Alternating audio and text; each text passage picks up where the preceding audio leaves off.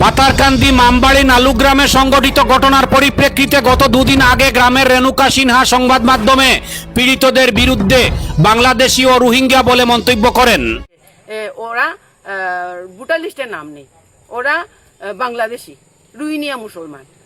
পরবর্তীতে প্রাক্তন মন্ত্রী সিদ্দিক আহমেদ সংবাদ মাধ্যমকে ডেকে পাঠিয়ে ওই মহিলার কুরুচিকর মন্তব্যের বিরুদ্ধে বলেন, যেই অঞ্চলের স্থায়ী বাসিন্দা মানুষ হিন্দু মুসলমান সবাই মিলে বসবাস করছে, সুতরাং এটা কোনো অবস্থায় মেনে নেওয়া যায় না। আমি তো বলছি, খোলাখুলি বলছি যে আজকে যদি একটু আমার শক্তি থাকতো, এই ধরনের মহিলাকে বুকে লাফ মেরে আমি অন্তত বের করে দিতাম। প্রাক্তন মন্ত্রীর মন্তব্য শুনে মর্মাহত রেণুকা সিনহা। তিনি আবার সংবাদ মাধ্যমে যা যা বললেন শুনুন এক নজরে।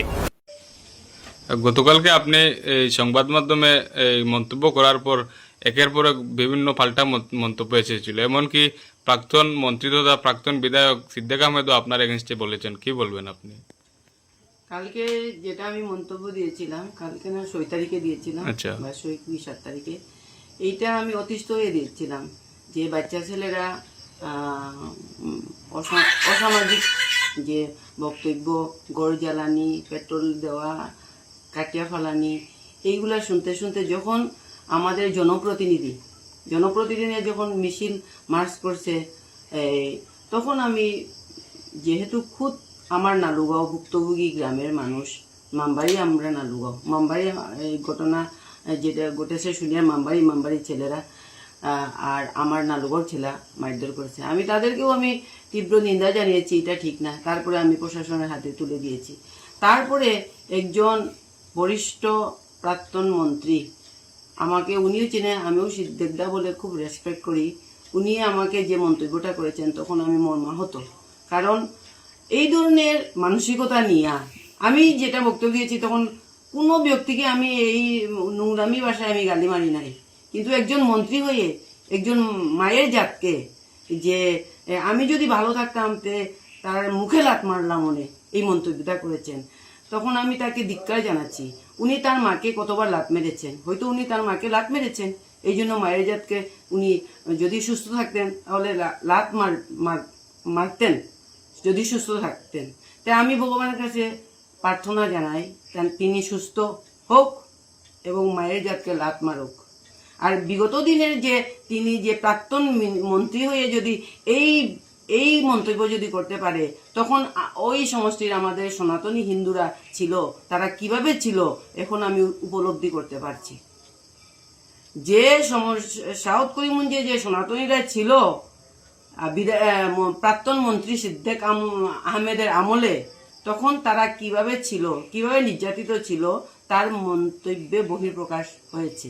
তাই আমার ইচ্ছা ছিল না আমি এই মন্তব্যের এগেনস্টে কিছু বলার। উনি যখন ঘুষ মানে সানিয়া ফালাইছেন, সিলেটি ভাষায় কই, তিনি যখন আগিছইন, আগার মধ্যে আমি ডিল দেওয়ার ইচ্ছা নাই, আমার আগার মধ্যে ডিল দেওয়ার ইচ্ছা নাই। কিন্তু এই ছেলেরা মন্তব্য কি আমার নামে করছেন, আমি বিষাক্ত মহিলা, এই মহিলা, এগুলো বাচ্চা ছেলে, আমার ছেলের সমান, ছোট ভাই ছেলে, আমি তাদের মন্তব্যে আমার তো যায় আসে না। কিন্তু তিনি একজন প্রাক্তন মন্ত্রী, তিনি বিগত 15 বছর রাজত্ব করার পরে একজন ভদ্র মহিলাকে কিভাবে, যদিও আমার মন্তব্যে তার শরীরে লেগেছে, তিনি ভদ্র ভাষায় আমার মতো বলতে পারতেন যে ভদ্র মহিলা উস্কানিমূলক বক্তব্য দিয়েছেন, কিন্তু আমি হলে উনাকে আমি বলতে পারতাম যে আপনি মহিলা হয়ে এই মায়ের বুক খালি হয়েছে, তাদেরকে এইভাবে দিয়েছেন কেন, তখনই আমি বহুত লজ্জা পেতাম। কিন্তু উনি ঘটনার কোনো খবর না নিয়ে আমার মন্তব্য শুনে, আমি কাকেও এখানে গালিগালাজ করি নাই, আমি কারো গাইলেইছি না, আমি সিলেটি ভাষায় কই, আর আমি কারো গাইলেইছি না গাইলেনি পরে আমি রাগে দুঃখে এক রাজনৈতিক দল সনাতনীর উপরে যে একটা মুভমেন্ট করছেন জমিনে না আইয়া, এই লেগে আমি দুঃখে এই স্টেটমেন্টটা দিচ্ছি।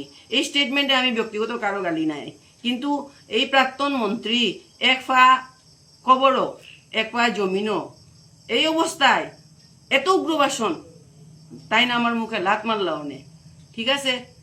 তারার উপরওয়ালার কাছে আমি প্রণাম করি, তাই সুস্থ হইয়া আমারে মুখো লাত মারতা, এই আমার শেষ। আর আচ্ছা, কিছু যেহেতু না। আপনি মিডিয়ায় এসেছেন, তাহলে একটা জিনিস আমরা বলবো, আপনার মন্তব্য ছিল যে এই রোহিঙ্গা মুসলমান বলে আপনি দাবি করেছিলেন, এ ব্যাপারে আপনি কি বলবেন, যেহেতু তারা আধার কার্ড বা বিভিন্ন কিছু আজকে এই সামাজিক মাধ্যমে প্রকাশ করেছে? ঠিক আছে, সামাজিক মাধ্যমে দেওয়ার কোনো দরকার নাই, এইগুলা তারা থানাতে দেও, সার্কুলে দেও। যদি তারা যদি মামবাড়ির যদি বাসিন্দা হয়ে থাকে, আমি মামবাড়ির বাসিন্দা সবাইকে চিনি, ভোটার লিস্ট আমার ঘরে আছে, মামবাড়ির ভোটার না, লিস্ট। তাদের শুনলাম যে তারা পূর্বে হিন্দু ধর্মে ছিল। হিন্দু ধর্মে ছিল এইগুলা বললে তো বহুত কিছু, এই কিছু বললে আমি যদি এই হিন্দু ধর্ম ছিল, মুসলমান বিয়ে করেছে, তখন আরেক পার্টি লাভজেহাত করে গাইয়া বেড়াইব। এলেগে আমি কে হিন্দু ধর্ম ছিল আর কে মুসলমান ছিল এগুলো আমি বলতে চাই না। তাই আমার কথা হইলো, আমি শুনছি এগুলার ভোটার লিস্টের নাম নাই, হয়তো এসার কারণে নাই। তো ভোটার লিস্টে যার নাম নাই মিনস বিদেশি। এখন আমাদের দিকে যারা বিদেশি তারা তো আমরা বাংলাদেশি বলি, এই লেগে এই কথাটা বলছি। তার এত বড় অপরাধ তো করি নাই। তা আমারও তো বহুতে কইছে মণিপুরি বাংলাদেশি, মণিপুরি জেহাদি, আমি তো এইগুলো কই নাই, আমি তো কই নাই মুসলিম জেহাদি। তাই ধন্যবাদ। আর আমি মিডিয়াতে আইতে চাই না, তোমরা আইসো আমার ছোট ছোট ছেলের সমান বয়সী, এই লেগে আমি আমার মন্তব্য কইলাম। আমি খুবই দুঃখিত এবং খুবই মর্মাহত, একজন মন্ত্রী হইয়া, প্রাক্তন মন্ত্রী হইয়া এই বক্তব্যটা কইছে। তাই ধন্যবাদ। আর আমি মিডিয়াতে আইতে চাই না, আর আইতামও না। ওকে, শেষ।